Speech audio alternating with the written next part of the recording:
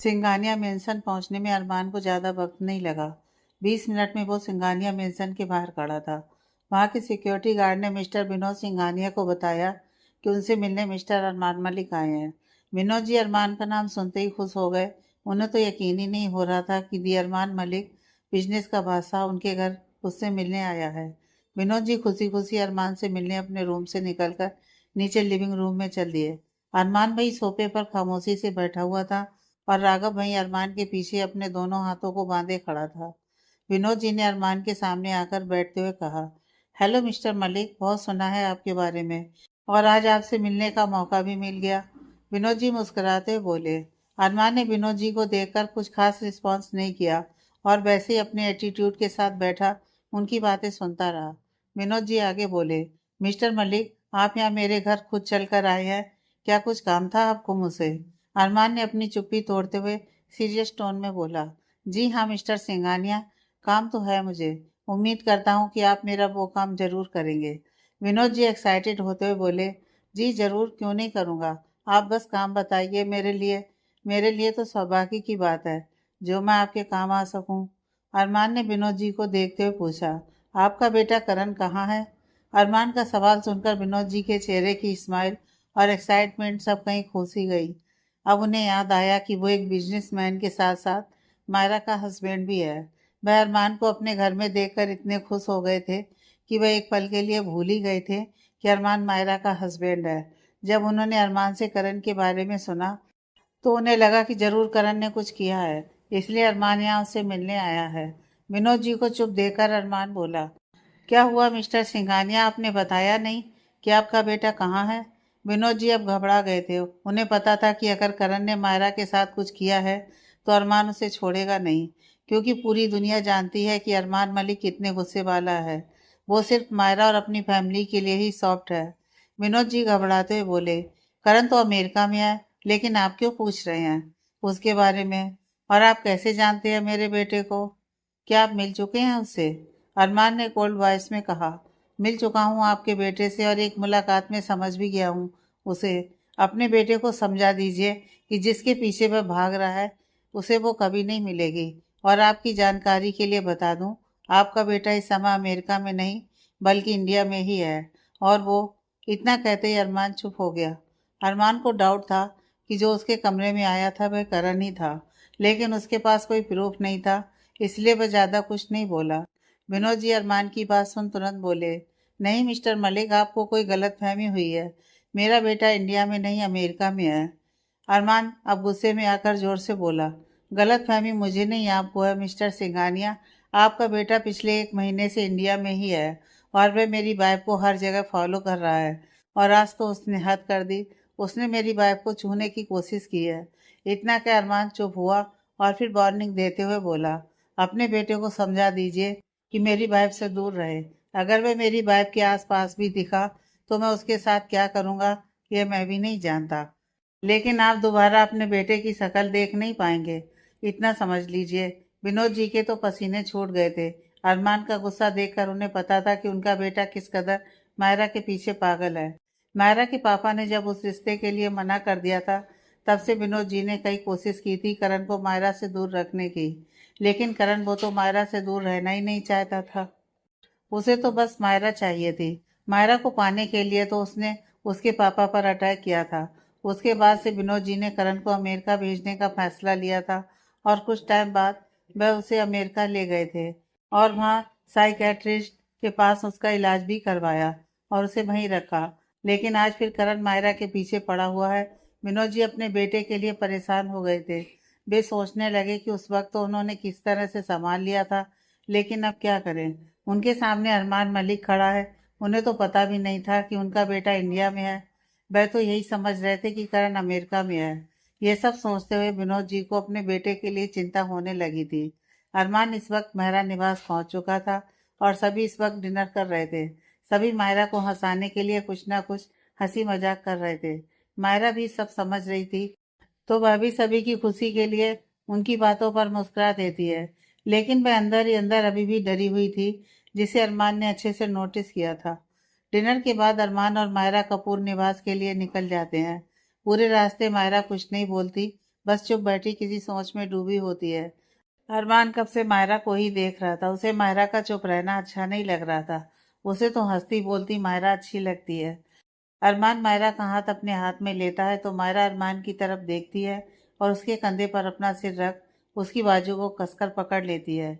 घर पहुंचकर जब अरमान मायरा को कमरे में ले कर जा रहा था तो मायरा डर से अपने कदम पीछे कर लेती है और कमरे में जाने से मना कर देती है। अरमान मायरा को डरता देख बोला, क्या हुआ, क्यों डर रही हो? मैं हूं ना तुम्हारे साथ। मायरा नामे सिर हिलाते हुए, नहीं, मैं नहीं जाऊंगी इस कमरे में। वो फिर आ जाएगा तो? अरमान मायरा के चेहरे को अपने हाथों में भरकर बोला, कोई नहीं आएगा, मैं हूं ना, और मुझ पर ट्रस्ट है ना? मायरा अरमान के सीने से लगकर बोली, खुद से भी ज्यादा है। अरमान मायरा को कमरे में लेकर आता है और कहता है, देखो कोई नहीं है। तुम एक बुरे सपने से इतना डर गई कि इस कमरे में नहीं आना चाहती हो, और हमने कितने प्यार भरे लम्हे बिताए हैं इस कमरे में, क्या वो सब भूल गई? मायरा नामे से हिलाते हुए अरमान के सीने से लग गई और बोली, कभी नहीं, उन लम्हों को मैं कभी नहीं भूल सकती। मुंबई 1 हफ्ता हो गया था। अरमान और मायरा को मनाली से आए। कुछ दिनों से मायरा की तबीयत ठीक नहीं थी। उसे खुद नहीं पता था कि उसे हुआ क्या है। वो टाइम पर खाना भी नहीं खाती थी और थकी थकी सी रहती थी। अरमान ऑफिस से आकर सीधे अपने कमरे में गया और चेंज कर नीचे स्टडी रूम में मायरा को देखने गया। जब अरमान स्टडी रूम में गया तो उसे मायरा नहीं दिखी, तो वह डाइनिंग एरिया की तरफ गया। मायरा वहां भी नहीं थी। अरमान मायरा को पूरे घर में ढूंढ चुका था, लेकिन मायरा तो कहीं थी ही नहीं। अरमान को सोचकर अपने कमरे में आया और स्विमिंग पूल की साइड चला गया। जब अरमान ने देखा कि मायरा स्विमिंग पूल में है तो उसे राहत मिली, वरना वह तो घबरा गया था। वह चलकर पूल के पास आया तो उसने ध्यान दिया कि मायरा पानी में कोई हलचल नहीं कर रही है। ये देख अरमान की तो जान सूख गई। उसने ना आओ देखा ना ताव देखा और पूल में छलांग लगा दी। अरमान तैरकर मायरा के पास आता है और देखता है कि मायरा उसे ही देख रही है। जब अरमान ने पूल में छलांग लगाई तो मायरा चौंक गई और अरमान की तरफ देखने लगी और सोचने लगी कि अरमान को क्या हुआ, इस तरह हड़बड़ाए हुए क्यों है। अरमान ने मायरा को सही सलामत देखकर उसे गले लगा लिया और बोला, तुम ठीक हो? मायरा अरमान से अलग होते हुए, मुझे क्या हुआ, और आप ऐसे घबराए हुए क्यों हैं? कुछ हुआ है क्या? अरमान हाँफते हुए, तुम पानी में कोई मूवमेंट नहीं कर रही थी तो मैं डर गया। मायरा अरमान को देखते हुए, मुझे बहुत गर्मी लग रही थी और थकान फील हो रही थी तो मैं पानी में रिलैक्स कर रही थी। अरमान, तुम्हारे रिलैक्स करने का तरीका आज मेरी जान ले लेता। चलो अब बाहर निकलो, बहुत रिलैक्स कर लिया। मायरा चेंज करके रूम में आती है और एसी टेम्परेचर लो करके बेड पर लेट जाती है। अरमान भी चेंज कर रूम में आता है तो देखता है मायरा बेड पर पेट के बल लेटी हुई है। अरमान मायरा के पास बैठकर उसके सिर को सहलाते हुए बोला, उठो और इन बालों को ड्रायर से सुखा लो, तब तक मैं खाना लेकर आता हूँ। मायरा लेटे हुए ही बोली, मुझे भूख नहीं है, आप खा लीजिए, और मुझे नहीं सुखाने बाल, ऐसे गीले रहने दीजिए, ठंडा ठंडा सा अच्छा लग रहा है। अरमान मायरा को उठाकर बिठाते हुए, जान तुमने एसी का टेम्परेचर कितना लो किया हुआ है, ऊपर से गीले बाल, तुम्हें ठंड लग जाएगी, और खाना क्यों नहीं खाना? मायरा वापस से बेड पर लेटते हुए, अरमान मुझे बहुत गर्मी लग रही है और मुझे कुछ नहीं खाना, प्लीज मुझे सोने दीजिए, बहुत नींद आ रही है। और अरमान भी मायरा को कुछ नहीं कहता है क्योंकि कुछ दिनों से मायरा ऐसे ही कर रही थी। वह खाना ना के बराबर ही खाती थी। अरमान उसे फोर्सफुली खिला देता तो वह उल्टी कर देती थी, इसलिए अरमान ने उसे ज़्यादा फोर्स नहीं किया और खुद नीचे जाकर खाना खाने लगा। खाना खाने के बाद अरमान कमरे में वापस आता है तो अरमान को कमरे में ठंडा का एहसास होता है।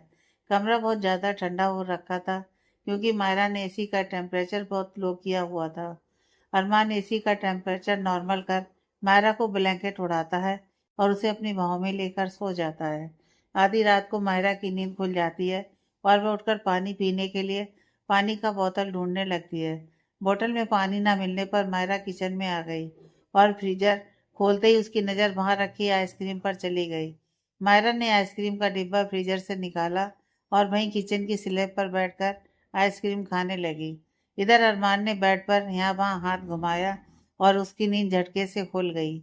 माँ मायरा को न पाकर उसे बाथरूम और छत पर ढूंढने लगा। जब उसे मायरा नहीं मिली तो वह नीचे आ गया। किचन की लाइट ऑन देख अरमान किचन में गया और मायरा को देख मुस्कुराने लगा। मायरा किचन की स्लैब पर बैठी थी और चम्मच से भर भर कर आइसक्रीम खा रही थी। ये देख अरमान ने अपना गला साफ किया तो मायरा आइसक्रीम खाते खाते रुक गई और उसके मुंह में चम्मच वैसे ही अटक गई और अरमान उसके पास आते हुए बोला, तुम्हें तो कुछ भी खाने का मन नहीं था? मायरा मुंह से चम्मच निकाल कर उसे चाटते हुए, तब नहीं था लेकिन अब है। अरमान आइसक्रीम के खाली डिब्बे को देखते हुए, इतना मन किया कि पूरा डिब्बा खत्म कर दिया? मायरा डिब्बे में देखती है तो पूरा डिब्बा खत्म था। ये देख मायरा का मुंह बन जाता है। अरमान ने देखा मायरा के होंठों पर आइसक्रीम लगी हुई है। अरमान ने उसके हाथ से डिब्बा लेकर एक तरफ रख दिया और मायरा अपने आसपास नैपकिन ढूंढने लगी। उसे नैपकिन मिल जाता है।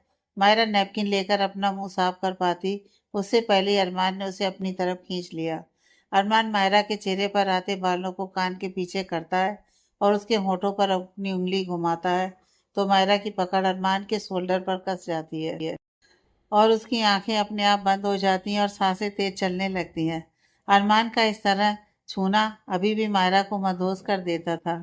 यह देख अरमान मुस्कुरा देता है और आगे बढ़कर मायरा के होठों पर अपने होठ रख उसे किस करने लगता है। करीब 10 मिनट की किस के बाद अरमान मायरा से धीरे से अलग होता है और उसे गोद में उठाकर अपने कमरे में चला जाता है। सुबह मायरा जल्दी उठ गई थी क्योंकि जब मायरा आधी रात को पानी पीने उठी थी तो उसके बाद अरमान ने उसे सोने ही नहीं दिया था। मायरा किचन में जाकर खाना बनाती है और डाइनिंग टेबल पर खाना रखती है। सभी रेडी होकर डाइनिंग एरिया में आ जाते हैं और डाइनिंग चेयर पर बैठ जाते हैं। सभी खाना खा रहे होते हैं। प्रिया जी मायरा को देखते हुए, मायरा क्या हुआ? तुम बहुत थकी थकी सी लग रही हो। रात भर सोई नहीं क्या? अरमान शरारती मुस्कान के साथ मायरा को देखता है और कहता है, मैंने तुम्हें कहा था ना कि बाकी का काम कल कर लेना, लेकिन तुमने मेरी सुनी नहीं और रात भर काम करती रही। मायरा अरमान को घूर कर देखती है जो स्माइल करते हुए अपनी एक आंख बिंग कर देता है। अरमान की बात सुन प्रिया जी बोली, बेटा इतना भी काम में बिजी मत रहा करो कि रेस्ट करना ही भूल जाओ। खाना खाने के बाद थोड़ा रेस्ट कर लेना। शाम को मेहंदी वाली आएगी तो तुम मेहंदी लगवा लेना। मायरा प्रिया जी को देखते हुए, मम्मा मेहंदी क्यों लगानी है? प्रिया जी, क्योंकि कल करवा चौथ है। तुम्हारा और सिया का पहला करवा चौथ है। कल सारा दिन तुम्हें भूखे प्यासे रहना होगा। कर पाओगी तुम? मायरा जी, मम्मा मैं कर लूंगी। भाभी को देखा है मैंने करवा चौथ करते हुए, तो मुझे पता है कि क्या होता है। प्रिया जी मुस्कुराते हुए, आज सिया और सामर्थ वापस आ रहे हैं तो शाम को वो सभी यहीं आ रहे हैं। मायरा खुश होते हुए, क्या सिया आ रही है? प्रिया जी मुस्कुराते हुए हाँ में सिर हिलाती हैं। सभी खाना खाने के बाद अपने अपने कामों में लग जाते हैं और मायरा अपने कमरे में सोने चली जाती है। शाम के 4 बज रहे थे और मायरा अभी तक सो रही थी। प्रिया जी ने लंच के लिए मायरा को उठाया तो वो उठी नहीं। तो प्रिया जी को लगा शायद ज़्यादा थक गई है इसलिए नहीं उठ रही है, तो प्रिया जी ने उसे और सोने दिया। अरमान ने भी कई फ़ोन किए मायरा को, लेकिन मायरा ने उसका फ़ोन रिसीव नहीं किया। जब अरमान ने घर के लैंडलाइन पर फ़ोन किया तो उसे प्रिया जी से पता चला कि मायरा अभी तक सो रही है। अरमान को लगा मायरा की तबीयत ठीक नहीं है इसलिए वह अभी तक सो रही है। अरमान अपना सारा काम छोड़कर घर के लिए निकल जाता है। इधर मलिक मेंशन में सिया और सामर्थ आ चुके थे। सिया सभी से मिलती है और रियान सिया को देख भागकर उसके पैरों से लिपट जाता है। सिया रियांस को गोद में उठाती है और पूछती है, मेरा बेबी कैसा है? रियांस, मैं ठीक हूँ बुआ, आप कैसे हो और इतने दिनों बाद क्यों आए? सिया, सॉरी इतने दिनों बाद आने के लिए। सिया चारों तरफ देखते हुए, रियांस मायरा कहाँ है? रियांस, बुआ गुलाबो तो सो रही है। सिया हैरानी से, क्या वो इस वक्त सो रही है? वो तो कभी इस टाइम नहीं सोती है। उसकी तबीयत तो ठीक है ना? प्रिया जी सिया को देखते हुए, वो ठीक है, अब रात भर जागकर काम करेगी तो नींद तो आएगी ही ना। अरमान ने मेरी बच्ची को अपने जैसा बना दिया है।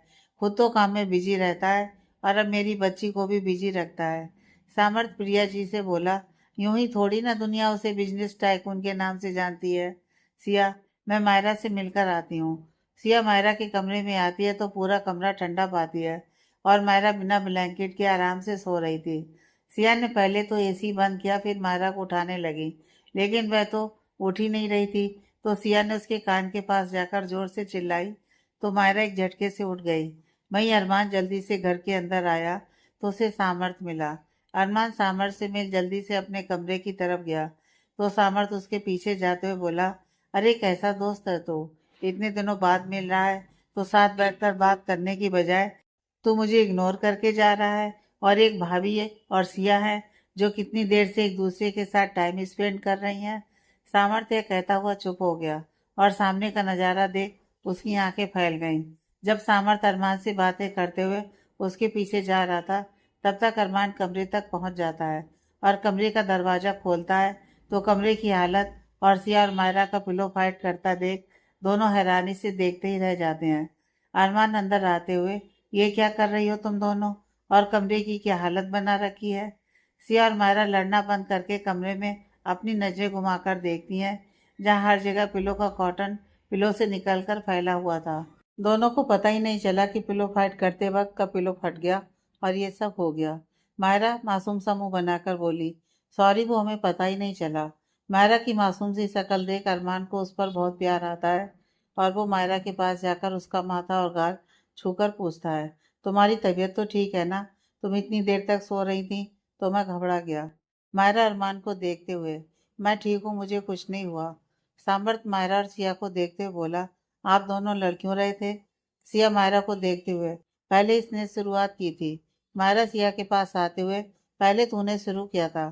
फिर सामर्थ को देखते हुए बोली, आपको पता है मैं सो रही थी और इतने जोर से मेरे कान में चिल्लाई कि मुझे लगा आज मैं बहरी ही हो जाऊंगी।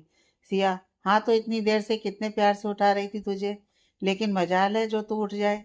कुंभकर्ण की तरह सो रही थी, फिर मुझे जैसा सही लगा मैंने वैसा उठा दिया।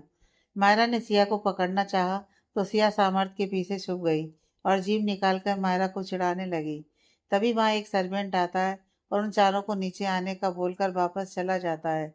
सिया मायरा से, अब जल्दी फ्रेश होकर नीचे आ जा। यह कह सिया और सामर्थ रूम से बाहर चले जाते हैं। मायरा बाथरूम में जाने लगती है तो अरमान उसका हाथ पकड़कर अपने पास खींच लेता है और उसे कमर से पकड़कर बोलता है, क्या हुआ है तुम्हें? कुछ दिनों से देख रहा हूँ ठीक से खाती पीती भी नहीं हो और थकी थकी सी रहती हो। तबीयत ठीक है ना तुम्हारी? अगर नहीं तो हम डॉक्टर के पास चलते हैं। मायरा अरमान को घूरते हुए, वो तो आपकी वजह से थकी हुई थी मैं।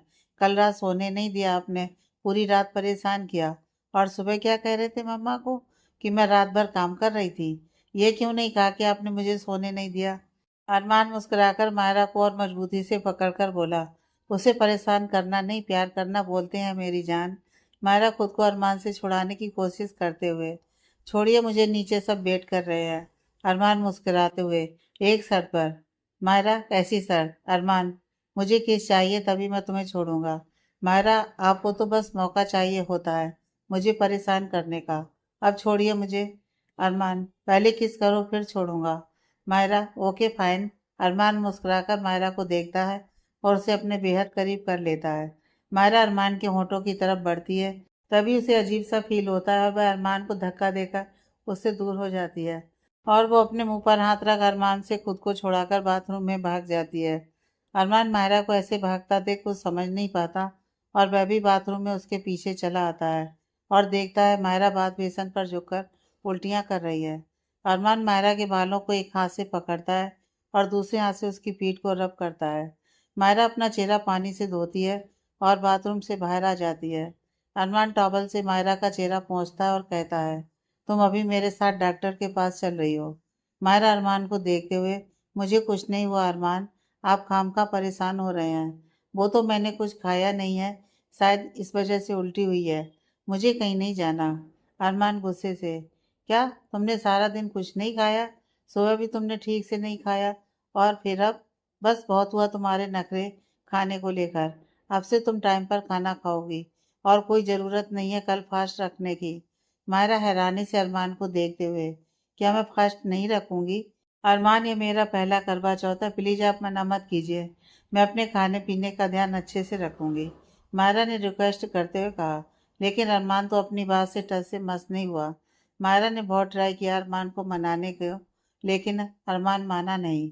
अब मायरा को गुस्सा आ गया था तो उसने अरमान को खुद से दूर धकेलते हुए कहा, मैं ज़रूर फास्ट रखूंगी।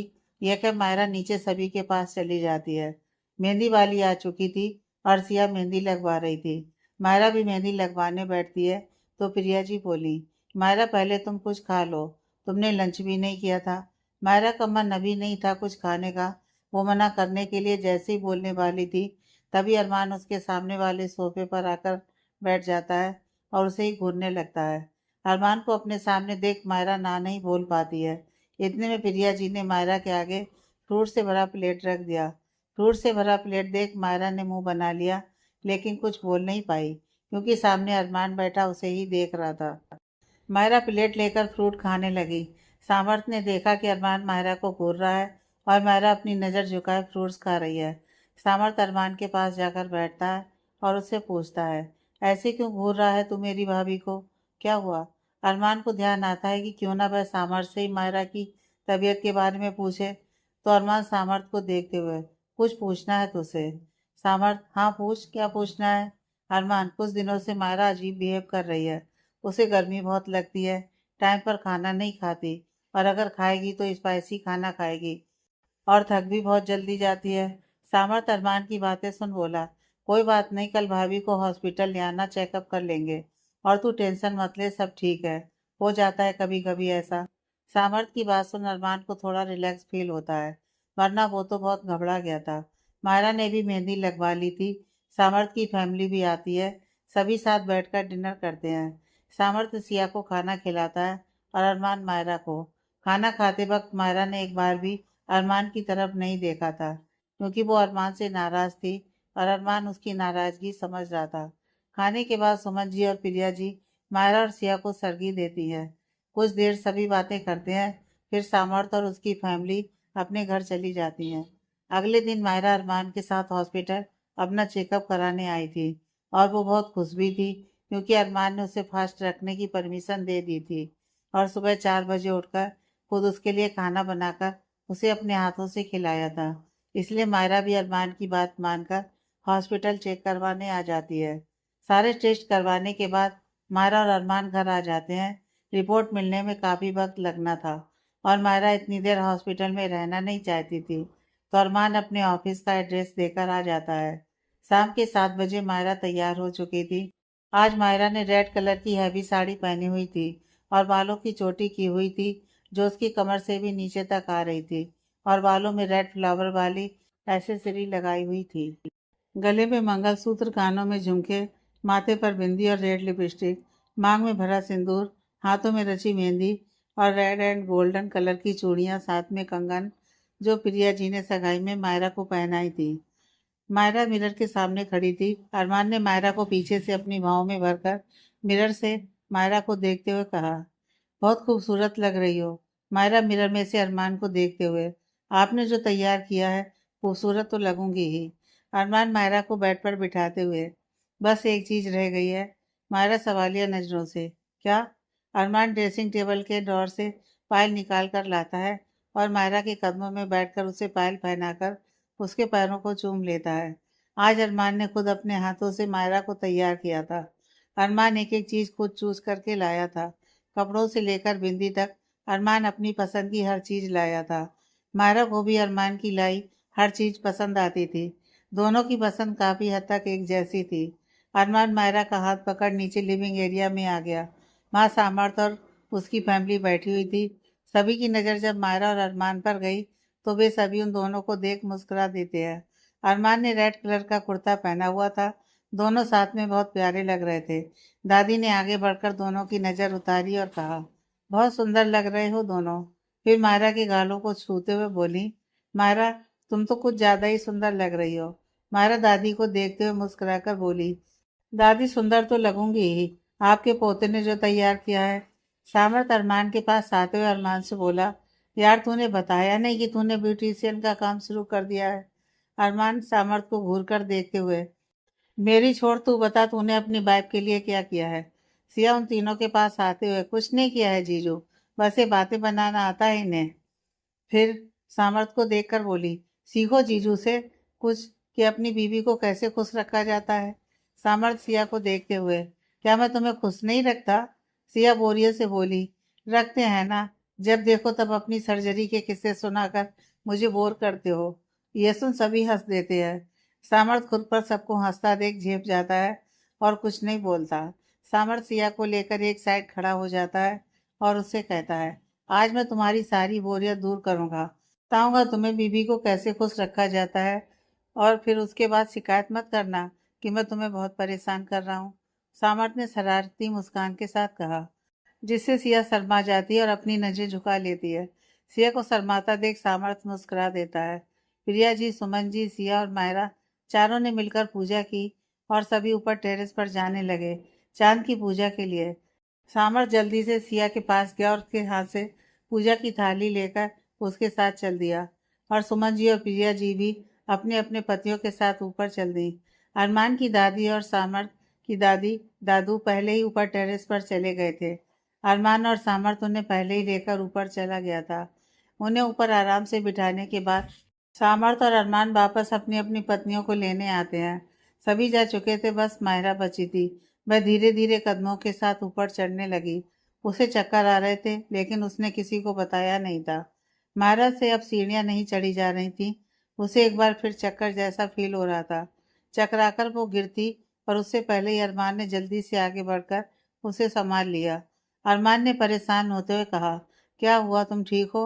मायरा भी कुछ कहने की हालत में नहीं थी, इसलिए उसने अपनी आंखें बंद कर लीं। अरमान ने बिना पल गंवाए उसे अपनी बाहों में उठा लिया और उसे अपने रूम की ओर ले जाने लगा। मायरा अरमान की बाहों में छटपटाते हुए बोली, अरमान, रूम में नहीं जाना, ऊपर टेरेस पर जाना है। अरमान, नहीं, अभी तुम रेस्ट करो। कहा था ना कि तुम्हारी तबीयत ठीक नहीं है, फास्ट मत रखो। लेकिन नहीं, मेरी तो सुनी ही नहीं है। मायरा मासूम सा चेहरा बनाकर बोली, मुझे प्यास लगी है, इसी वजह से चक्कर आ गया। मुझे ऊपर जाकर पूजा करनी है, उसके बाद मेरा फास्ट पूरा हो जाएगा। उसके बाद आप जो बोलेंगे, जितना बोलेंगे, मैं खा लूंगी। लेकिन प्लीज अभी ऊपर ले चलिए। मायरा की मासूमियत देख अरमान मुस्कुराकर बोला, तुम बहुत चालाक हो। तुम्हें अच्छे से पता है कि कैसे अपनी बात मनमानी है। तुम खूब फायदा उठाती हो अपनी मासूमियत का। मायरा इतराते हुए बोली, मिस्टर अरमान मलिक की वाइफ हूँ, तो थोड़ी चालाक तो बनना ही पड़ेगा ना। मायरा की बात सुन अरमान मुस्कुरा दिया और उसे ऊपर ले जाने लगता है।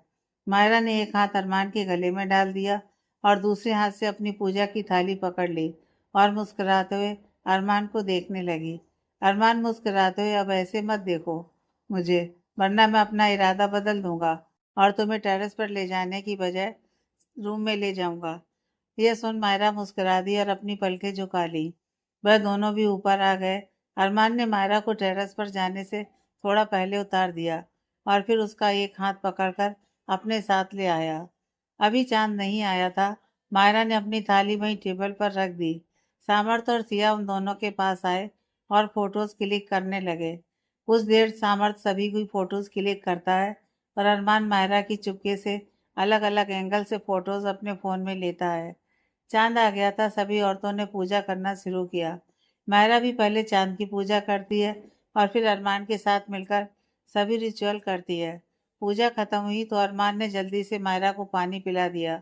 वह देख पा रहा था कि मायरा की हालत खराब हो रही थी। उसने जल्दी से फिर मायरा को मीठा खिला दिया। मायरा ने भी अरमान की तरफ पानी का गिलास बढ़ाया तो अरमान उसका हाथ पकड़ते हुए बोला, मुझे क्यों पिला रही हो? मायरा अरमान को देखते हुए, आपको क्या लगता है आप मुझे नहीं बताएंगे तो क्या मुझे नहीं पता चलेगा? आपने फास्ट रखा है ना? अरमान शौक होकर मायरा को देखते हुए, तुम्हें कैसे पता कि मैंने फास्ट रखा है? मायरा अरमान को पानी पिलाते हुए, आपकी वाइफ हूँ तो मुझे कैसे नहीं पता चलेगा? अरमान मुस्कुराते हुए पानी पीता है और फिर मायरा उसे थोड़ा मीठा खिलाती है। सब लोग अब नीचे आ गए थे। सभी साथ बैठकर हंसते बातें करते हुए डिनर कर रहे थे। मायरा का खाना खाने का बिल्कुल मन नहीं था, फिर भी उसने थोड़ा सा खा लिया क्योंकि उसने अरमान से कहा था कि वो अच्छे से खाना खाएगी। अरमान ने देखा कि मायरा से और नहीं खाया जा रहा है तो उसने भी उसे ज़्यादा फोर्स नहीं किया। सामर्थ की फैमिली जा चुकी थी। अरमान और मायरा अपने कमरे के बने छत पर काउच पर बैठे थे। मायरा अरमान के पैरों के बीच जगह बनाकर उसके सीने से अपना पीठ लगाकर आंखें बंद कर बैठी हुई थी, और अरमान मायरा के हाथों में लगी मेहंदी में अपना नाम ढूंढ रहा था। अरमान मायरा के हाथों में अपना नाम ढूंढते हुए, जान, तुमने मेरा नाम नहीं लिखवाया? मायरा मुस्कुराकर अपने दोनों हथेली को आपस में जोड़कर बोली, देखिए। अरमान ध्यान से देखता है और खुश हो जाता है और कस के मायरा को हक कर लेता है। मायरा ने कुछ इस तरीके से अपना और अरमान का नाम लिखवाया था कि कोई पहचान ही ना पाए। अरमान मायरा के गाल पर किस करता है और कहता है, आई लव यू जान। मायरा अरमान के हाथों को कसकर पकड़ते हुए, आई लव यू टू अरमान। अरमान मायरा के गाल पर किस करता है और फिर धीरे से उसके गले पर किस करने लगता है। अरमान के इस तरह किस करने से मायरा सिहर उठी और उसने कसकर अरमान की कलाई पकड़ ली। अरमान ने अपने एक हाथ से मायरा के बालों को एक साइड किया और गर्दन पर बने टैटू को चूम लिया। फिर थोड़ा नीचे की तरफ बढ़कर अपने दांतों से मायरा के ब्लाउज की डोरी खींचकर खोल दी और उसकी पीठ को प्यार से चूमने लगा। वहीं मायरा की सांसें तेज हो चुकी थीं और दिल की धड़कन भी तेज हो चली थी। मायरा अपनी आंखें बंद किए आराम से अरमान की बाहों में बैठे उसके प्यार को महसूस कर रही थी। अरमान मायरा की पीठ को चूमते हुए गले तक पहुंच गया। गले को चूमते हुए अरमान ने मायरा को बैठ कर लिया, जिससे मायरा के मुंह से आह निकल गई। अरमान मायरा को चूमते हुए अपने हाथों से उसके पेट और कमर को सहला रहा था। अरमान ने मायरा को अपनी तरफ घुमाया तो देखा कि मायरा ने अपनी आंखें बंद की हुई हैं और उसका पूरा चेहरा लाल पड़ चुका है। अरमान ये देख मुस्कुराया और एक हाथ से मायरा की गर्दन को पकड़कर उसके होठों पर अपने होठ रख उसे किस करने लगा और दूसरे हाथ से वह मायरा की कमर को सहला रहा था। मायरा ने अपनी बाहें अरमान के गले में डाल दी और वह भी अरमान का साथ देने लगी।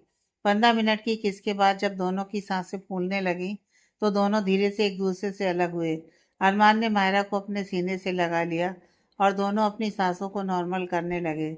जब दोनों की सांसें नॉर्मल हुई तो अरमान मायरा को गोद में उठाकर रूम में ले आया और बेड पर लिटाकर खुद उसके ऊपर आ गया। अरमान मायरा को कसकर अपनी बाहों में भरकर उसके पूरे चेहरे को चूमने लगा। फिर अरमान ने अपने होठों को मायरा के होठों पर रख उसे किस करने लगा। दोनों सब कुछ भूलकर एक दूसरे में खोए हुए थे। रात के 2 बजे दोनों थककर एक दूसरे की बाहों में सोए हुए थे। सुबह जब अरमान की आंख खुली तो मायरा उसके पास नहीं थी। अरमान बिस्तर से उठकर बाथरूम में जाता है और फ्रेश होकर वर्कआउट के लिए जिम में चला जाता है। कुछ देर बाद सभी डाइनिंग टेबल पर होते हैं। आज काफ़ी टाइम बाद मायरा ने खाना बनाया था। सभी खाना खा रहे थे और दादी और प्रिया जी मायरा को देख मुस्कुरा रहे थे। मायरा बिना किसी की तरफ ध्यान दिए आराम से अपना खाना एंजॉय कर रही थी। उसने अपने लिए स्पाइसी और चटपटा खाना बनाया था। अरमान मायरा को आराम से खाना खाता देख बहुत खुश था, क्योंकि कितने दिनों बाद उसने मायरा को अच्छे से खाना खाते देखा था, वरना पिछले कुछ दिनों से वह ठीक से खाना नहीं खा रही थी, जिससे अरमान को उसकी हेल्थ को लेकर काफ़ी फिक्र लगी रहती थी। वहीं दादी और प्रिया जी इशारों में एक दूसरे को कुछ कहती हैं और मायरा को देख मुस्कुरा देती हैं। राकेश जी उन दोनों को मुस्कुराता देख बोले, क्या बात है भाई, बड़ा मुस्कुराया जा रहा है। कब से देख रहा हूँ दोनों सास बहू आपस में इशारों से बात कर रही हैं और मुस्कुरा रही हैं। हमें भी बता दो, हम भी मुस्कुरा लेंगे। दादी राकेश जी से, वक्त आने पर तुम्हें भी पता चल जाएगा। प्रिया जी अरमान को देखते हुए, अरमान मायरा की रिपोर्ट कब तक आएगी। अरमान खाना खाते हुए, आज आ जाएगी मॉम। सभी खाना खाने के बाद अपने अपने कामों में लग जाते हैं। अरमान मायरा से मिलकर चला जाता है। अरमान पहले रियांश को स्कूल छोड़ता है, फिर ऑफिस चला जाता है। ऑफिस आकर अरमान अपने काम में बिजी हो जाता है। दोपहर को पियून अरमान के केबिन में आता है और उसकी तरफ एनवेलप बढ़ाकर बोला, सर ये सिटी हॉस्पिटल से आकर कोई दे गया है। अरमान पियून से वो एनवेलप लेता है और पियून एनवेलप देकर वहां से चला जाता है। अरमान एनवेलप से रिपोर्ट निकाल कर देखता है और सरप्राइज हो जाता है। वह दोबारा कंफर्म करने के लिए रिपोर्ट को दोबारा ध्यान से पढ़ता है तो वह खुशी से उछल पड़ता है और उसके चेहरे पर बड़ी सी स्माइल आ जाती है। उसे तो अपनी खुशी संभाले नहीं संभल रही थी। अरमान मायरा को फ़ोन करने लगता है, फिर कुछ सोचकर कॉल कट कर देता है और अपनी चेयर से उठकर केबिन से बाहर चला जाता है। अरमान को इतना ज़्यादा खुश और मुस्कुराता देख ऑफिस के सभी स्टाफ अपना काम छोड़ अरमान को ही देखने लगते हैं। अरमान जल्दी जल्दी चलकर जा रहा था, तभी वह रजत से टकरा जाता है। अरमान रजत को देखकर बोला, सॉरी सॉरी, वो मैंने देखा नहीं तुझे। रजत हैरानी से अरमान को देखता है और सोचता है, ये भाई को क्या हो गया जो सॉरी बोल रहे हैं। भाभी के अलावा आज तक भाई ने किसी को सॉरी नहीं बोला। रजत अरमान से, भाई क्या हुआ, इतनी जल्दी में कहाँ जा रहे हैं। अरमान इतना खुश था कि उसने खुशी से रजत को गले लगा लिया और बोला, आज मैं बहुत खुश हूँ रजत। रजत अरमान को देखते हुए, वह तो दिख रहा है भाई कि आप कितने खुश हैं, लेकिन बात क्या है। अरमान कुछ नहीं बोलता और रजत को अपने साथ घर ले जाता है। घर पहुंचकर अरमान जल्दी से लिविंग एरिया में आता है जहां प्रिया जी और दादी बैठे हुए थे। अरमान भागकर उन दोनों के पास जाता है और बारी बारी से दोनों को खुशी खुशी गले लगा लेता है। अरमान की खुशी देख दादी और प्रिया जी समझ जाती हैं। वह दोनों भी खुश होकर एक दूसरे के गले लग जाती हैं। उन सबको खुश देख रजत बोला, कोई मुझे भी बता दो कि आखिर बात क्या है। रजत की बात सुन अरमान रजत के हाथों में मायरा की रिपोर्ट पकड़ा देता है और प्रिया जी से पूछता है, मम मायरा कहाँ है। प्रिया जी मुस्कुराते हुए, वो अपने म्यूजिक रूम में है। अरमान ने मायरा के लिए म्यूजिक रूम भी बनवाया था और उसे जो जो म्यूजिक इंस्ट्रूमेंट चाहिए थे वे सभी लाकर दे दिए थे। अरमान म्यूजिक रूम में जाता है तो देखता है मायरा पियानो प्ले कर रही है। अरमान मायरा के पास जाकर उसे गोद में उठाकर गोल गोल घूमने लगता है। मायरा अरमान के गले में अपनी बाहें डालकर उसे कसकर पकड़ लेती है और कहती है, अरमान क्या कर रहे हैं, छोड़िए मुझे, मेरा सिर चकरा रहा है। अरमान मायरा की बात सुन रुक जाता है और उसे नीचे उतारकर संभाल कर खड़ा कर देता है और कहता है, सॉरी सॉरी, वो मैं अपनी एक्साइटमेंट में कंट्रोल नहीं कर पाया। तुम ठीक हो ना। मायरा अरमान को देखते हुए, किस बात की एक्साइटमेंट है और आप इतने खुश क्यों हैं और आप इस टाइम ये क्या कर रहे हैं, आपको तो ऑफिस में होना चाहिए था ना। अरमान मायरा के मुंह पर अपना हाथ रख उसे चुप करवाता है और कहता है, कितना बोलती हो, सामने वाले को तो कुछ बोलने का मौका ही नहीं देती। अब बिल्कुल चुप। तो मायरा अपना सिर हिला देती है। अरमान अपने चेहरे पर मुस्कान लिए मायरा के चेहरे को अपने दोनों हाथों में थाम कर बोला, जान तुम प्रेग्नेंट हो, हम दोनों मॉम और डैड बनने वाले हैं। अरमान की बात सुन मायरा सरप्राइज हो जाती है और अपना मुंह खोले बस अरमान को देखती है जिसके चेहरे पर ढेर सारी खुशी थी। अरमान की बात सुन मायरा अपना मुंह खोले बस अरमान को हैरानी से देख रही थी। मायरा की आंखों में नमी आ गई थी। वो अपनी नम आंखों से अरमान को देखते हुए बोली, आप सच कह रहे हैं कि मैं। मायरा से आगे बोला नहीं जा रहा था तो अरमान ने मुस्कुराते हुए हाँ में सिर हिलाकर कहा, हाँ जान ये सच है, तुम माँ बनने वाली हो और मैं डैड। यह सुन मायरा तो खुशी से फूले नहीं समा रही थी। उसे तो समझ में नहीं आ रहा था कि वह कैसे अपनी खुशी बयान करे। तो खुशी से उसकी आंखों से आंसू बह निकले और वह अरमान के सीने से लग जाती है और अरमान को उसकी कमर के चारों तरफ अपनी बाहों से लपेट लेती है। अरमान भी उसे कसकर हक कर लेता है। अरमान मायरा को हक किए ही बोला, कैन यू बिलीव इट, जान कि हम पेरेंट्स बनने वाले हैं। फिर अरमान मायरा से अलग होता है और अपने घुटनों पर बैठकर मायरा के पेट को अपने हाथों से छूते हुए बोला, हेलो बेबी, मैं आपका डैड। थैंक यू बेबी हमारी लाइफ में आने के लिए। देखना मैं तुम्हारा और तुम्हारी मम का बहुत अच्छे से ख्याल रखूंगा। बस तुम अपनी मम को ज़्यादा परेशान मत करना क्योंकि मैं अपनी वाइफ को तकलीफ में नहीं देख सकता। And thank you once again हमारी लाइफ में आने के लिए। इतना कह अरमान मायरा के पेट को चूम लेता है। वहीं मायरा मुस्कुराते हुए अरमान को देख रही थी और उसके बालों में प्यार से अपनी उंगलियां फेर रही थी। अरमान खड़ा होकर मायरा के चेहरे को अपने हाथों में भरकर उसके माथे को चूम लेता है और उसकी आंखों में देखते हुए कहता है, थैंक यू जान, थैंक यू सो मच मुझे इतनी बड़ी खुशी देने के लिए। मायरा अरमान को देखते हुए, ये खुशी मैंने अकेले आपको नहीं दी है अरमान, ये खुशी हम दोनों ने एक दूसरे को दी है, तो प्लीज मुझे थैंक यू मत बोलिए। अरमान मुस्कुराकर सिर हिला देता है। तभी उन दोनों को ढोल बजने की आवाज आती है। आवाज सुन दोनों भाई लिविंग एरिया में आते हैं तो देखते हैं कि सिया, सामर्थ, रजत, रुद्र, प्रिया जी, राकेश जी, रियाज और सामर्थ के मॉम डैड सभी नीचे नाच रहे थे और दोनों दादी और दादू वह तीनों एक साइड सोफे पर बैठे अपने बच्चों की खुशी देख रहे थे। सामर्थ अरमान और मायरा का हाथ पकड़ अपने बीच ले आता है और अरमान को डांस करने को कहता है। सभी मायरा को बीच में खड़ा कर उसके चारों तरफ घूम घूम कर नाच रहे थे। सभी बहुत खुश थे। मायरा सभी को खुश देख बहुत खुश थी और सबसे ज्यादा खुश तो अरमान था। वह भी सभी के साथ ढोल पर नाचने लगा। मायरा ने तो आज पहली बार अरमान को इस तरह नाचते देखा था। अरमान के चेहरे पर खुशी साफ साफ नजर आ रही थी। सबको खुश देख मायरा की आंखें नम हो जाती हैं और वह खुद को बहुत लकी मानती है जो उसे इतना प्यार करने वाली फैमिली मिली।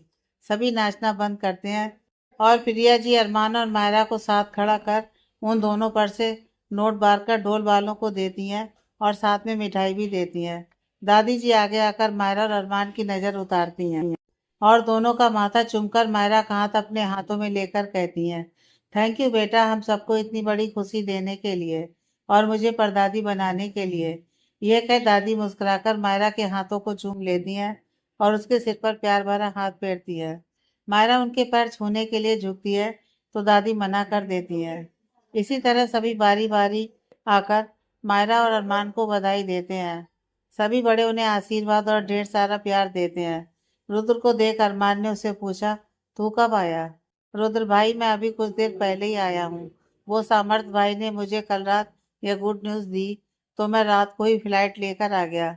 अरमान हैरानी से सामर्थ को देखते हुए, रिपोर्ट तो आज आई है और तुझे कल ही पता चल गया, कैसे? सामर्थ अरमान के पास आकर अपना एक हाथ उसके गले में डालकर बोला, शायद तू भूल रहा है कि मैं एक डॉक्टर हूँ। नब्ज छूकर ही बता सकता हूँ कि उसे क्या बीमारी है। और तूने मुझे जो कुछ भी भाभी के बारे में बताया उससे मुझे थोड़ा डाउट हुआ कि कहीं भाभी प्रेग्नेंट तो नहीं। कंफर्म करने के लिए कल फोटोज के बहाने मैंने भाभी की कलाई पकड़कर उसकी नब्ज चेक की तो मुझे कंफर्म हो गया कि भाभी प्रेग्नेंट है। यह बात मैंने मॉम और दादी को सबसे पहले बताई थी, फिर सभी को बताई। सेलिब्रेशन के लिए तो पूरी फैमिली का साथ होना चाहिए था ना, तो बस मैंने रुद्र को भी बुला लिया। अरमान, तूने सबको बताया लेकिन मुझे क्यों नहीं?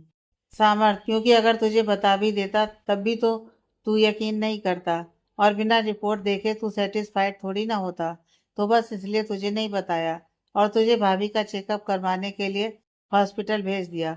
और हॉस्पिटल में मैंने पहले ही इन्फॉर्म कर दिया था कि वह भाभी का प्रेगनेंसी टेस्ट जरूर करें। अरमान, इसका मतलब मुझे और मायरा को छोड़कर सभी को यहाँ पता था कि मायरा प्रेग्नेंट है? सामर्थ, सबको नहीं, हमारे दोनों डैड और रजत को छोड़कर, और मनाली में भी किसी को नहीं पता। सिया मायरा को साइड हक करते हुए, जब से मुझे पता चला है कि मैं मौसी बनने वाली हूँ तब से मैं खुशी से उछल रही हूँ। बड़ी मुश्किल से खुद को रोका हुआ था। सामर्थ बीच में बोलते हुए, पूरी रात ना खुश सोई है और ना मुझे सोने दिया है। बस सुबह होने का इंतजार कर रही थी कि कब सुबह हो और ये आपके पास आ सके। सुबह से भी अभी तक मैंने इसे बड़ी मुश्किल से रोका हुआ था क्योंकि मैं चाहता था कि ये न्यूज़ आपको पहले अरमान दे। सामर्थ ने मायरा को देखते हुए कहा, लंच टाइम था तो सभी साथ बैठकर लंच करते हैं। लंच के बाद सामर्थ और उसकी फैमिली चले जाते हैं। सिया मायरा के पास ही रुक जाती है। अरमान भी ऑफिस के लिए निकल जाता है। अरमान का मन तो नहीं था ऑफिस जाने का, लेकिन उसकी अर्जेंट मीटिंग थी तो मायरा उसे धक्के देकर ऑफिस भेज देती है। रियाज मायरा से, गुलाबो, हमारे घर छोटा बेबी आएगा। तो मायरा मुस्कुराकर रियाज को गोद में बिठाती है और उसके गाल पर किस करती है और हाँ से रिलाती है। रियाज, गुलाबो, मुझे छोटी सिस्टर चाहिए। स्कूल में मेरे सभी फ्रेंड्स के पास छोटी सिस्टर है, बस मेरे पास ही नहीं है, तो मुझे भी अपने लिए छोटी सिस्टर चाहिए। प्रिया जी उनके पास आते हुए, हाँ, और रियाज कोई नहीं बल्कि हमें भी छोटी मायरा चाहिए जो बिल्कुल तुम्हारी जैसी प्यारी हो। प्रिया जी की बात सुन मायरा मुस्कुरा देती है। कुछ देर सभी आने वाले बच्चे को लेकर ढेर सारी बातें करते हैं। शाम के वक्त मायरा को किसी मीटिंग के लिए जाना था। ये मीटिंग कल होनी थी, लेकिन एक क्लाइंट को इमरजेंसी में कल इंडिया से बाहर जाना था, तो यह मीटिंग कल की बजाय आज रखी गई थी। प्रिया जी और दादी जी ने भी मायरा को रोका नहीं, क्योंकि उन्हें पता था कि मायरा अपना और अपने बच्चे का अच्छे से ध्यान रखेगी और वह उसके काम में कोई दखल देना पसंद नहीं करते थे।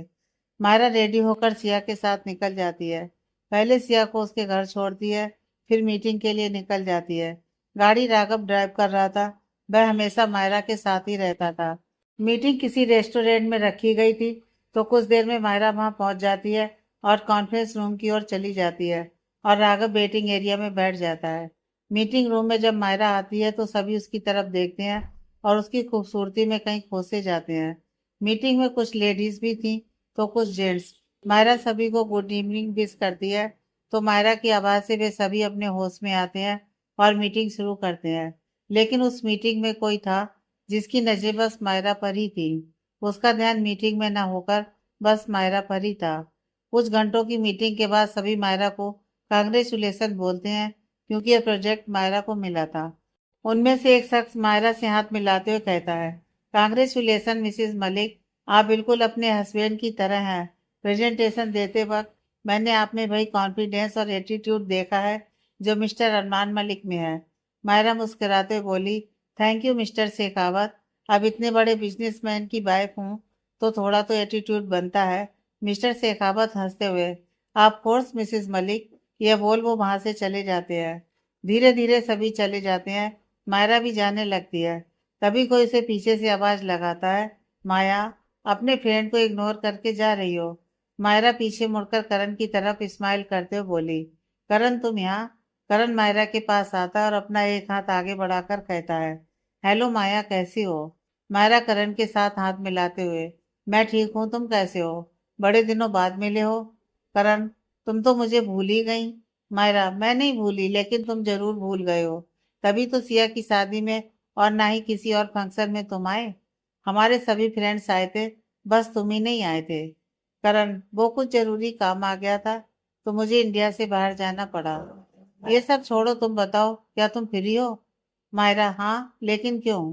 करण, बहुत टाइम बाद हम मिले हैं और तुम्हें नया कॉन्ट्रैक्ट भी मिला है, तो क्यों ना आज साथ सेलिब्रेट करें। यू मीन साथ डिनर करें, पुरानी यादें भी ताजा हो जाएंगी। मायरा थोड़ा हिचकिचाते हुए बोलने की कोशिश करती है तो करण उसके चेहरे का एक्सप्रेशन देख समझ जाता है कि मायरा ना बोलने वाली है। मायरा कुछ बोल पाती उससे पहले ही करण बोलता है, माया अब ना मत कहना, इतने टाइम बाद हम मिले हैं, साथ बैठकर डिनर तो कर ही सकते हैं प्लीज। करण ने रिक्वेस्ट करते हुए कहा। मायरा करण की रिक्वेस्ट मान लेती है और उसके साथ डिनर के लिए हाँ बोल देती है। करण उसे इसी रेस्टोरेंट के प्राइवेट रूम में ले जाता है जिसे करण ने पहले ही बुक किया हुआ था। उसे पता था कि मायरा भी इस मीटिंग में आने वाली है। वैसे भी अरमान और राघव उसे मायरा से मिलने नहीं देते थे, तो उसने सिर्फ मायरा से मिलने के लिए इस मीटिंग का हिस्सा बना था। करण ने सारा खाना मायरा की पसंद का ऑर्डर किया तो मायरा ने करण को हैरानी से देखते हुए कहा, करण, तुम्हें अभी तक याद है कि मुझे खाने में क्या क्या पसंद है। तो करण ने स्माइल के साथ कहा, जब मैं तुम्हें नहीं भूला तो तुम्हारी पसंद कैसे भूल सकता हूँ। कुछ देर में खाना आ जाता है। करण ने खुद मायरा के लिए प्लेट में खाना सर्व करते हुए कहा, यह लो और अच्छे से खाओ, कितनी कमजोर हो गई हो तुम। अच्छा काम करने के लिए बॉडी में ताकत भी होनी चाहिए। करण किसी बड़े बूढ़ों की तरह बात कर रहा था, जिसे देख माया को हंसी आ गई। मायरा ने अपनी प्लेट ले ली और खाना खाने लगी। करण ने साइड में रखा जूस का गिलास उठा लिया और बोला, माया, वैसे तो मैं वाइन ऑर्डर करके तुम्हारे न्यू कॉन्ट्रैक्ट साइन करने की खुशी में सेलिब्रेट करना चाहता था, लेकिन मुझे पता है तुम ड्रिंक नहीं करती हो, तो वाइन ना सही, जूस ही सही। करण ने माया के गिलास से अपना गिलास टच करते हुए कहा, कांग्रेचुलेसन माया, चीयर्स। मायरा ने जूस पीते हुए कहा, थैंक यू करण, वैसे तुम अभी भी नहीं बदले, वैसे के वैसे ही हो, बस तुम्हारी पर्सनालिटी चेंज हो गई है। करण ने खाना खाते हुए कहा, मैं तो हमेशा से ऐसा ही हूँ, बस तुम ही चेंज हो गई हो। माया मायरा करण को देखते हुए, मैं चेंज हो गई हूँ, और वह कैसे। करण ने मायरा की तरफ देखते हुए कहा, तुमने चुपके चुपके शादी कर ली और मुझे बताया भी नहीं। मायरा शिकायत करते हुए बोली, तुम्हारा कुछ अता पता भी था कि तुम कहाँ हो, तो मैं कैसे तुम्हें बताती। वैसे भी मेरी शादी कोई चुपके चुपके नहीं हुई है, पूरी दुनिया जानती है, सबको पता है मेरी शादी के बारे में। फिर मायरा थोड़ा उदास होकर बोली, करण, तुम्हें पता भी नहीं है कि तुम्हारे जाने के बाद मेरे साथ क्या क्या हुआ था। अगर उस वक्त सिया और उसकी फैमिली मेरे साथ नहीं होती तो पता नहीं मैं आज इस दुनिया में भी होती या नहीं। करण थोड़ा नाराज होते हुए बोला, माया प्लीज ऐसी बातें मत करो, तुम्हें कभी कुछ नहीं हो सकता। फिर करण ने बात बदलते हुए मायरा की प्लेट की तरफ इशारा करते हुए कहा, ये क्या माया, तुमने अभी तक कुछ खाया भी नहीं है, कितनी बातें करती हो तुम। खाना खाते वक्त बातें नहीं करनी चाहिए, इतना भी नहीं पता है तुम्हें। अब जल्दी से खाना खत्म करो। मायरा ने नाराजगी दिखाते हुए कहा, मैं ज्यादा बातें करती हूँ, कब से तो तुम ही बातें कर रहे हो और अपनी बातों में मुझे भी उलझा लिया है। तुम भी चुपचाप खाना खाओ। फिर मायरा खाना खाने लगी। करण मायरा की बात सुन मुस्कुरा दिया और चुपचाप उसे खाना खाते हुए देख रहा था। जब मायरा ने अपना पूरा खाना खत्म कर लिया तो करण ने उससे पूछा, तुम्हें और कुछ चाहिए। मायरा ने पानी का गिलास उठाते हुए कहा, नहीं, बस बहुत हो गया। करण ने ओके कहते हुए कॉलिंग बटन प्रेस किया। तुरंत रूम का डोर ओपन हुआ और एक वेटर अंदर आ गया। करण ने एक बार उसके खाली हाथ को देखा और थोड़ी हैरानी से पूछा, मैंने तुम्हें कुछ लाने को कहा था, वो कहाँ है। वेटर ने थोड़ी लाचारी से उसकी तरफ देखते हुए कहा, I am sorry sir, but अब तक उसकी डिलीवरी नहीं हुई है। करण ने एक बार परेशानी से अपनी वॉच पर नजर डाली और कहा, अरे अब तक तो आ जाना चाहिए था, इतनी देर क्यों हो रही है? बेटर ने भी उसे परेशानी के साथ जवाब दिया। I am not sure sir, शायद ट्रैफिक की वजह से देर हो रही होगी। क्या आप थोड़ी देर और वेट कर सकते हैं? उसे जवाब देने की बजाय करण ने मायरा की तरफ देखते हुए पूछा, तुम्हें देर तो नहीं हो रही है ना माया? मायरा ने भी अब अपनी वॉच पर नजर डाली तो रात के 8 बज रहे थे। मायरा ने करण को देखते हुए कहा, सॉरी करण, अब मुझे देर हो रहा है। मायरा का जवाब सुनकर उसके चेहरे पर मायूसी छा गई और मायरा से कहा, ठीक है, मैं तुम्हें ज्यादा वेट नहीं करवाऊंगा। इतना कहकर वह वापस वेटर की तरफ पलटते हुए बोला, आप बिल दे दीजिए प्लीज। इतना कहकर करण ने अपना वॉलेट निकाला ही था कि कमरे में एक तेज आवाज गूंजी, तुम्हें पे करने की कोई जरूरत नहीं है, आज की ट्रीट मेरी तरफ से थी, इसलिए बिल भी मैं पे करूंगा। आवाज सुनकर मायरा ने दरवाजे की तरफ नजर डाली। वहां अरमान को देख मायरा जितनी खुश थी उतना ही सरप्राइज भी थी कि अरमान इतनी जल्दी यहाँ कैसे आ गया। कुछ देर पहले ही उसने अरमान को मैसेज कर बताया था कि वो यहाँ करण के साथ डिनर कर रही है और उसे आने में थोड़ा लेट हो जाएगा। अरमान की आवाज सुनकर करण भी चौंक गया था। कार्ड निकालते उसके हाथ भी रुक गए थे। उसने जब अरमान को दरवाजे पर खड़ा देखा तो उसने चौंकते हुए कहा, माया तुमने मुझे बताया नहीं कि मिस्टर मलिक भी आने वाले हैं। करण अच्छे से जानता था कि अरमान यहाँ क्यों आया है। अरमान ने करण पर ध्यान न देकर अपने वॉलेट से नोटों की एक गड्डी निकाली और वेटर के हाथों में रखते हुए बोला, बाकी तुम्हारी टिपर रख लो। वेटर ने एक बार अपने हाथों में पकड़े नोटों की तरफ देखा और खुशी से उसका मुंह खुला का खुला रह गया। इतनी बड़ी रकम अरमान ने उसे ऐसे ही दे दी थी। उसने अरमान को थैंक यू बोला और वहां से सीधे बाहर चला गया। तेज कदमों के साथ चलते हुए अरमान अंदर आ गया और मायरा के करीब आते हुए उसने पूछा, तुम ठीक हो? खाना ठीक से खाया ना? मायरा भी अपनी जगह से उठकर उसके पास आ गई। उसने हाँ में अपना सिर हिलाते हुए पूछा, अरमान आप इतनी जल्दी यहाँ कैसे आ गए? अभी कुछ देर पहले ही तो मैंने आपको मैसेज किया था और आपका ऑफिस तो इस रेस्टोरेंट से दूर है।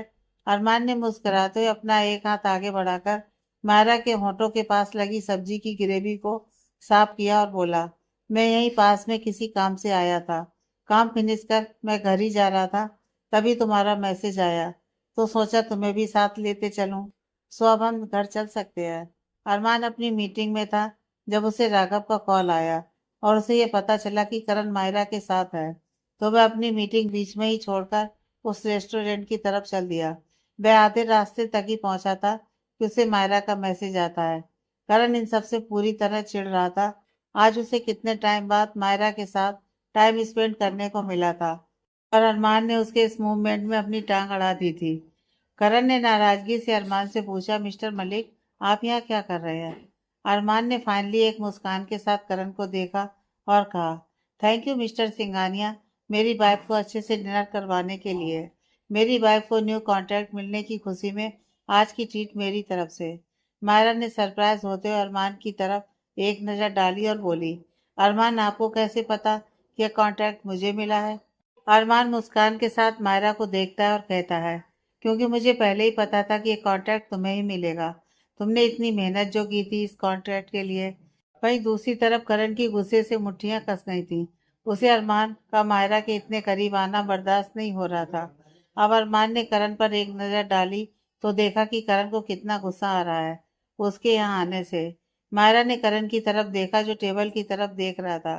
करण को चुप देख मायरा ने कहा, करण आई एम सॉरी, मैं अब और नहीं रुक सकती, मुझे अब घर जाना होगा। मायरा के जाने की बात सुन करण को ऐसा लग रहा था कि उसका दिल हजारों टुकड़ों में टूटकर बिखर गया हो। उसे मायरा का जाना बिल्कुल अच्छा नहीं लग रहा था। उसने खुद के गुस्से को कंट्रोल करते हुए कहा, इट्स ओके माया, बट तुम मेरी फ्रेंड हो। फ्रेंड होने के नाते तुम मुझे सपोर्ट तो कर ही सकती थी ना। मैं तुम्हें ट्रीट देना चाहता था लेकिन मिस्टर मलिक ने मुझे वो भी नहीं करने दिया। मायरा को कुछ समझ ही नहीं आया कि वह उसे इस बात का क्या जवाब दे। मायरा को चुप देख अरमान के चेहरे की स्माइल और गहरी हो गई। उसने करण को एक वार्निंग लुक दे दी, मानो से आंखों ही आंखों में मायरा से दूर रहने को कह रहा हो। अरमान ने मायरा का हाथ अपने हाथों में लेते हुए कहा, लेट्स गो होम। मायरा ने करण को देखते हुए कहा, ओके करण, अब मुझे घर जाना चाहिए, मैं तुमसे फिर कभी मिलूंगी। अरमान मायरा के हाथों में अपना हाथ डाले रूम के दरवाजे तक आ गया था। फिर अचानक रुकते हुए उसने मायरा को देखा और बोला, जान आई थिंक तुमने जो अभी अभी करण को बोला वह ठीक नहीं है। मायरा ने चौंकते हुए अरमान को देखा और कहा, क्या मतलब है? मैं कुछ समझी नहीं। अरमान ने पीछे मुड़कर करण पर नजर डाली और कहा, मैं समझाता हूँ। तुम्हें अब इनसे कहना चाहिए था कि तुम अब इनसे कभी नहीं मिलोगी। इतना कहकर अरमान ने मायरा का हाथ पकड़ा और तेजी से बाहर लेकर निकल गया। गुस्से के कारण करण का पूरा चेहरा लाल हो गया था। उसने टेबल पर अपना हाथ दे मारा। How dare you! अरमान ने जो अभी अभी कहा था उसका मतलब वह अच्छे से समझ चुका था, लेकिन वह इतनी आसानी से हार मानने वाला नहीं था। गुस्से से भरे उसके चेहरे पर अब एक हंसी आ गई थी और वो बोला, अरमान मलिक, तुम्हें क्या लगता है तुम जीत गए ना? इतनी आसानी से नहीं जीतने दूंगा तुम्हें। माया से तो मैं मिलकर ही रहूंगा और तुम मुझे कभी नहीं रोक पाओगे। कुछ देर तक उस प्राइवेट रूम में बैठे रहने के बाद करण वहां से बाहर निकल गया। जब वह लॉबी में पहुंचा तो उसने उस वेटर को भी वहां से गुजरते देखा, जो कुछ देर पहले बिल के लिए उसके पास आया था। उसके हाथ में फूलों का एक बुके था और ये वही बुके था जो करण ने स्पेशल ऑर्डर देकर मायरा के लिए मंगवाया था।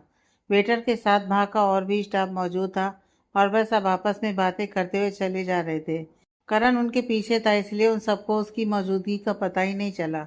करण ने आगे बढ़कर उनसे अपने फ्लावर्स के बारे में पूछना चाहा, लेकिन उन सबकी बातचीत सुनकर उसके कदम रुक गए। एक स्टाफ ने अफसोस जाहिर करते हुए कहा, यार कितने सुंदर फूल हैं और इतने महंगे भी हैं, पर अफसोस इन्हें डस्टबिन में फेंकना पड़ रहा है। वेटर ने भी अपनी लाचारी जाहिर करते हुए कहा, अब मैं भी क्या करता, ये फूल तो कब के डिलीवर हो गए थे। और जैसा कि मिस्टर सिंघानिया ने कहा था, मैं इन फूलों को उस मैम के पास भिजवाने भी वाला था, लेकिन उससे पहले ही मिस्टर अरमान मलिक मिल गए। उन्होंने ही मुझसे कहा था कि मैं इन फ्लावर्स को मैम के पास ना भेजूं। एक दूसरे स्टाफ मेंबर ने हैरानी से कहा, और तुमने उनकी बात मान ली? और अगर मिस्टर सिंघानिया नाराज हो गए तो? वेटर ने जवाब दिया, अब अरमान सर इतने बड़े आदमी हैं और हमारे रेगुलर कस्टमर भी हैं, मैं उनकी बात कैसे टाल सकता था। उन्होंने ही मुझे ये कहा था कि मैं जाकर कह दूं कि फूलों की डिलीवरी अभी तक नहीं हुई है। दूसरे स्टाफ ने हंसते हुए पूछा, अगर वो डिलीवर होने तक रुक जाते तब क्या होता? वेटर ने सारी बातों को एक्सप्लेन करते हुए कहा, वो अरमान सर ने सेम टू सेम ऐसा ही बुके का ऑर्डर किया था और उन्होंने कहा था कि अगर करण सर अपने बुके के वेट करने की बात करें तो उन्हें अरमान सर के ऑर्डर किया हुआ बुके दिया जाए, ये वाला नहीं। अब करण को सारी बातें समझ आ गई थी कि क्यों इतनी देर पहले ऑर्डर देने के बावजूद उसका बुके टाइम पर डिलीवर नहीं हुआ था। उसे अरमान पर इस वक्त बहुत गुस्सा आ रहा था। अरमान मायरा को लेकर गाड़ी के पास आ गया था, जहाँ राघव पहले से ही खड़ा उनका इंतजार कर रहा था। अरमान ने उसे मायरा की गाड़ी लेकर घर जाने को कहा और खुद मायरा को लेकर अपनी गाड़ी में बैठ गया।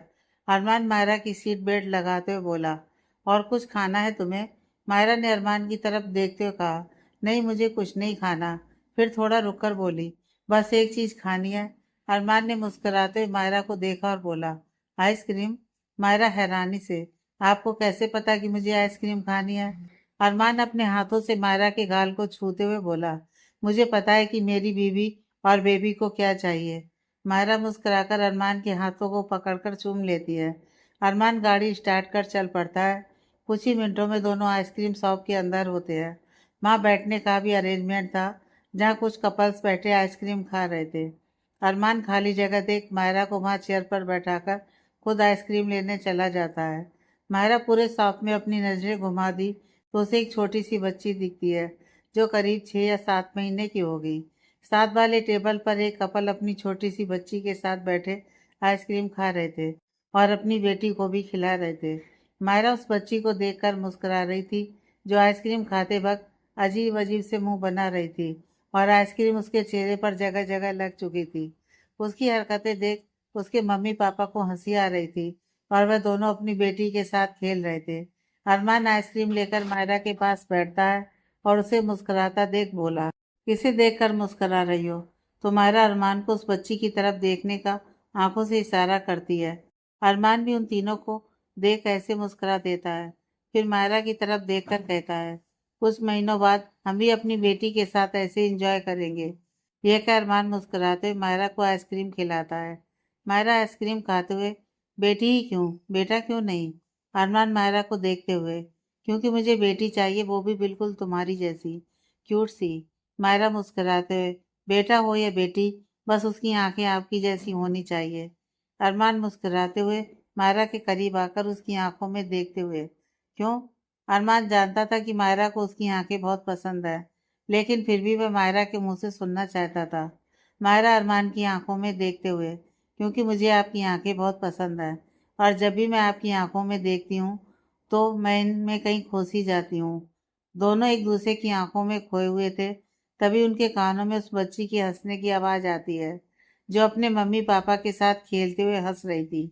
उसके हंसने की आवाज़ से दोनों अपने सेंस में वापस आते हैं और अपने चारों तरफ देखते हैं, तो वहाँ आसपास बैठे कपल्स उन्हें ही देख मुस्करा रहे थे। मायरा देख शर्मा जाती है और कसकर अपनी आंखें बंद कर अपना चेहरा दूसरी तरफ कर लेती है और धीरे से बोलती है, मैं भी अरमान के साथ रह रहकर उनकी जैसी बेशरम हो गई हूँ। इतना भी ध्यान नहीं दिया कि हम पब्लिक प्लेस में बैठे हैं।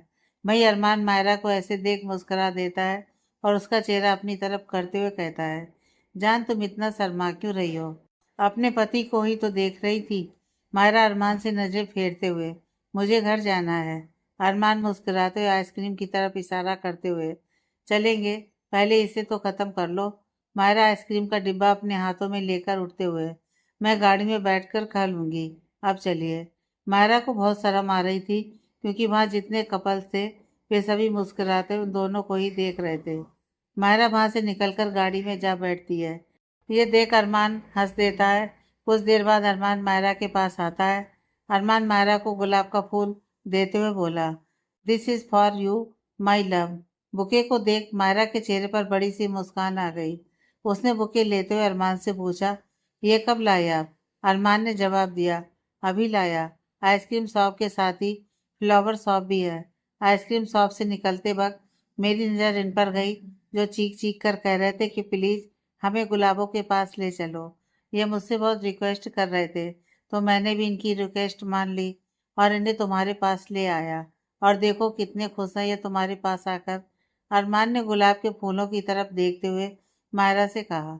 अरमान की बातें सुन मायरा जोर जोर से हंसने लगी और अरमान मायरा को हंसता देख खुद भी हंस दिया। अरमान यही तो चाहता था कि मायरा हमेशा खुश रहे, हंसती रहे। आगे की कहानी नेक्स्ट पार्ट में।